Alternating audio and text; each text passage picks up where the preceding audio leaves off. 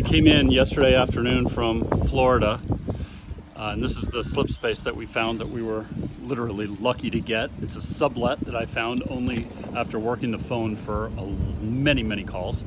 So this is where Dulcinea is going to live for the next month or so while we have all this work done that I described in that video.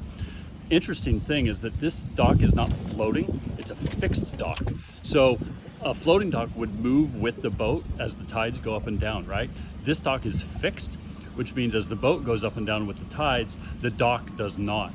So it adds, a little bit of a challenge as far as getting tied up, getting fender placement and everything else. It took us a little while to get in here and situated the way we liked it, because you can see how high the dock is right now there on the boat, and it's a low tide.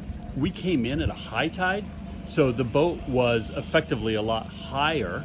So we initially set our fenders for that and then realized, oh no, we need to move the fenders up to account for a low tide. So just little things that you need to think about, right? Floating docks are sure nice, but they're not everywhere.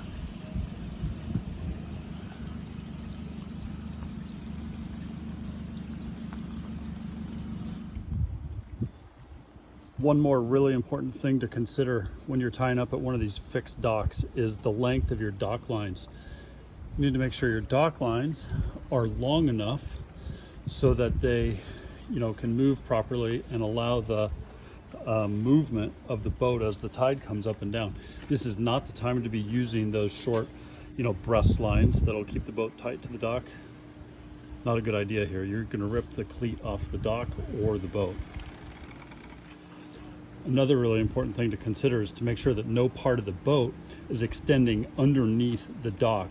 For example, like we're here and there's a big hollow space right here underneath the dock. It would be really easy to back up the boat far enough that swim step would extend underneath there, right?